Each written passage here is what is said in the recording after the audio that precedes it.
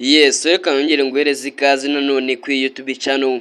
Uyu rwose ni umusore uri kuzamuka muri muzika nyarwanda uko bwije n'uko bukeye. Benshi barimo bamumenya ku izina rya Yampano.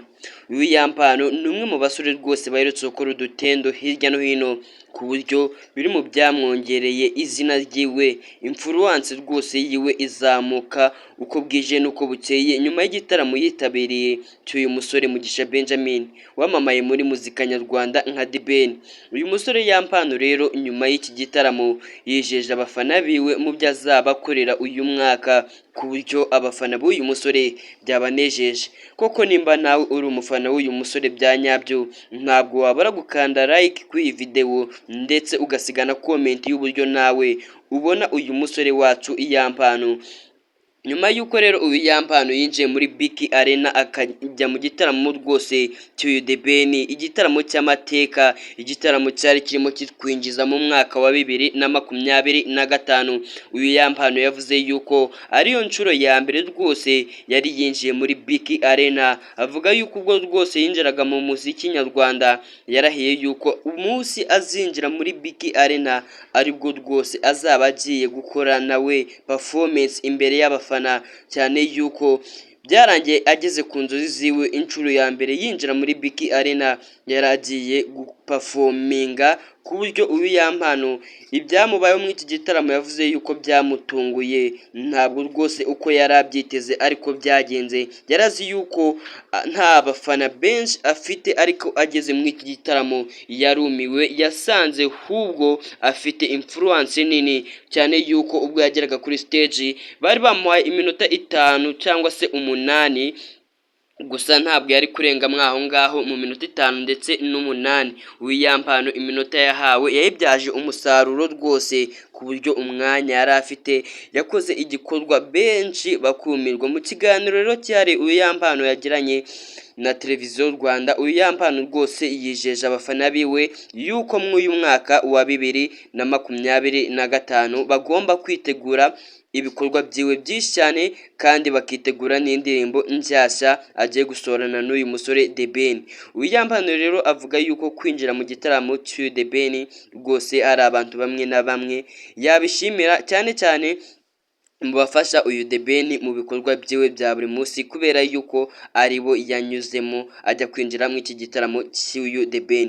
Uyu Yampano avuga yuko nubwo yatashye iki gitaramo cyangwa se yakitabiriye The Ben yakoreye muri BK Arena, rwose uyu The Ben nawe mu buzima busanzwe rwose yakundaga indirimbo z'uyu musore Yampano. Ibi ngibi rero uyu Yampano akavuga yuko ari ibintu byamunejeje cyane rwose kubona yatumirwa n'icyamamare ndetse agatumirwa na papa wiwe, kubera yuko uyu Yampano afata The Ben ka papa wiwe bitewe n'izina uyu The Ben afite umuziki nyarwanda, ndetse haba ku myaka ndetse no mu bitekerezo uyu Yampano ahamya yuko The Ben buri kimwe cyose amuyoboye kandi yiteguye kuba yakora buri kimwe agakorana n'uyu musore The Ben uko bwije nuko bukeye. Uyu Yampano rero ni umwe mu basore rwose bari kuzamuka neza cyane hano ngaha muri muzika nyarwanda, umunsi kundi, amanywa ndetse nijoro, izina ryiwe riba rigenda rimenywa n'abafana biyongera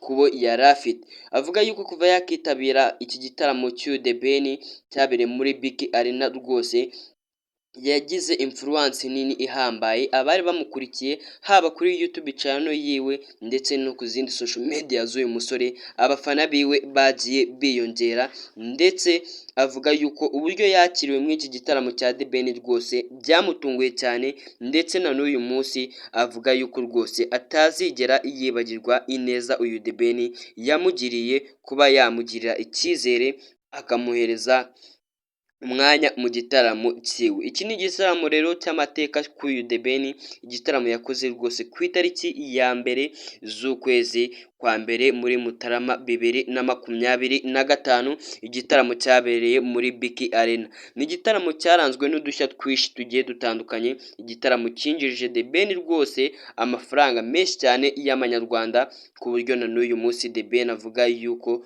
kuva kiriya gitaramo cyiwe cyaba ndetse uko bwije, amanywa ndetse nijoro, agenda abona byinshi kurushaho The Ben rero ni igitaramo cyaranzwe n'udushya twinshi nk'uko nabikubwiye, reka tunyuze amaso mw'utwo dushya twaranze igitaramo cy'uyu The Ben yakoreye muri BK Arena. We dukomeje kubana mu kiganiro, reka ngusabe gukanda subscribe kugira ngo tujye tubana mu biganiro byinshi bigiye bitandukanye.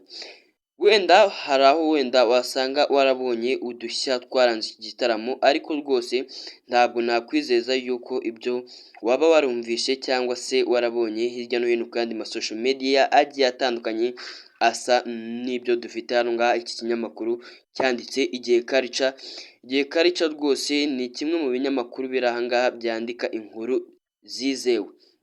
Nk'iki gitaramo cya The Ben rero, tumwe mu dushya twakiranze ni amarira ndetse hakabamo no kwibagirwa indirimbo kuri stage. Mw'iki gitaramo ni igitaramo cyaranzwe n'udushya twinshi, ariko tugiye kurebera hamwe mw'iki kiganiro kigufi naguteguriye.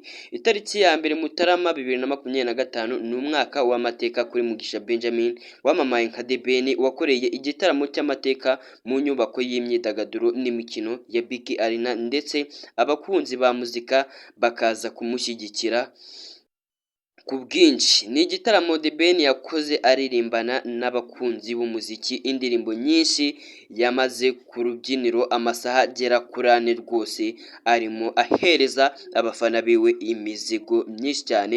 Uyu The Ben rero yaririmbye ku rubyiniro rwose, yahahuriye n'abahanzi benshi bagiye batandukanye, harimo nk'uyu muhanzi bita Bushari, umwe mu bahanzi bafite izina rihambaye cyane, harimo Tom Close, Kiet Kavuyo, Otile Brown, Kivumbi King, Kevin Kade ndetse na n'uyu Element n'abandi bagiye batandukanye, tutibagiwe na Yampano.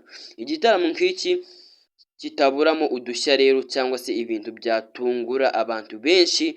N'iki gitaramo rero nacyo byarabaye rwose, na n'uyu munsi abantu benshi baracyabigarukaho hirya no hino kuri social media zigiye zitandukanye, yewe hari n'ibitazasibangana mu mitwe y'abantu. Ikintu cya mbere rero tugiye guheraho ni abana babarizwa mu muryango wa Sheria Silver Foundation batunguye abantu benshi, ngira ngo nimba waritabiriye iki gitaramo cy'uyu The Ben warabibonye. Akandi gashya rwose kabayemo ni uyu muhanzi Yampano yatunguye abantu benshi cyane, ku buryo muri iki gitaramo bivugwa yuko uyu Yampano iminota 5 cyangwa se igera ku 8 yari yahawe yayirengeje agatanga show. Uyu Yampano ngira ngo mwarabibonye hirya no hino ku mbuga nkoranyambaga. N'iki gitaramo kirimo kiba rwose, ubwo yajyaga kuri stage yanambuye umupira ajya gutanga ikiganiro ku Nyarwanda. Ukeneye kureba icyo kiganiro wagiraho rwose wakibona. Gatatu ni uyu Kiet Kavuyo ndetse na Greenpa na Fireman, abangaba bibagiwe amwe mu magambo y'indirimbo ubwo bari ku rubyiniro rwose baririmba ibice by'indirimbo, amwe mu magambo yaragize indirimbo yabo barayibagirwa. Akandi ni amarira y'uyu The Ben yatunguye abantu benshi, bamwe na bamwe bibaza ari iki kibaye. Kimwe mu byatunguye abantu benshi na n'uyu mwanya batarasobanukirwa ni amarira y'uyu musore Mugisha Benjamin. Akandi gashya ni uyu nguyu Philipita Joshua yatanze asaga miliyoni 4 ku rubyiniro rwose, ayahereza uyu The Ben amushimira rwose kubw'igitaramo yakoze. Nyuma y'igitaramo rero The Ben yagiye atangaza ibintu byinshi, yavuze akari ku mutima wiwe nyuma yo gukora igitaramo nka kiriya cy'amateka. Uyu muhanzi wakibaza ni ibiki yavuze. Umuhanzi Mugisha Benjamin nyuma y'igitaramo cy'amateka yakoreye muri BK Arena ku ya mbere Mutarama 2025, ni igitaramo yise The New Year Groove Concert, yanamurikiyemo alubumu ye ya gatatu yise Plant Love. Igitaramo yaririmbanyemo n'abahanzi batandukanye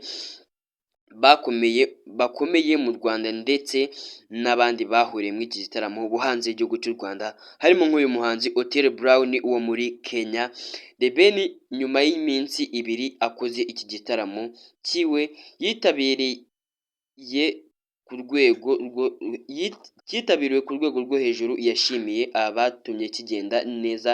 Yanditse ati ndashimira by'umwihariko buri umwe wese wagize uruhare mu gitaramo cyanjye nise New Year Groove Concert Album Launch kiba intsinzi idasanzwe ku muryango wanjye, abamfashije gutegura, abaterankunga, abafatanyabikorwa, itangazamakuru bose yarabashimiye ndetse by'umwihariko n'abakunzi ba muzika bamukurikirana buri munsi rwose yarabashimiye, anakomeza gushimira abakomeje kumuba hafi kuba yakinjira mu muziki kugera aho ageze uyu munsi. Yakomeje agaragaza ko amateka yandikiye muri BK Arena kubera urukundo abantu badahwema kumwereka atazigera ayibagirwa. Arongera ati ndashimira Imana cyane kuko yaduhaye igihugu cyiza gitanga amahirwe yo gukabya inzozi zacu, by'umwihariko ndashimira abayobozi b'igihugu cyacu bitabiriye igitaramo cyanjye rwose. Muri iki gitaramo ngira mwabonye uwo bita Minisitiri Nduhungirehe, ambasaderi w'igihugu cy'u Rwanda, yari yitabiriye iki gitaramo. Muri ubu butumwa bwa The Ben yijeje abakunzi be gukora cyane muri uyu mwaka wa 2025 ndetse yifuza ko umuziki nyarwanda wakomeza kumenyekana ku ruhando mpuzamahanga. Reka dusoreze ikiganiro cy'uyu munsi aha ngaha, gusa icyo nari kubwira ni uko uyu Yampano yamaze gutangaza yuko nk'uyu mwaka wa 2025 uko byagenda kose, icyaba ari cyo cyose agomba gusorana indirimbo n'uyu The Ben. Nibyo rwose uyu Yampano yivugiye mu itangazamakuru ubwo yari yatumiwe kuri televiziyo y'u Rwanda. Nkamubwira ukomeze ugire ibihe byiza, umwaka mushya muhire.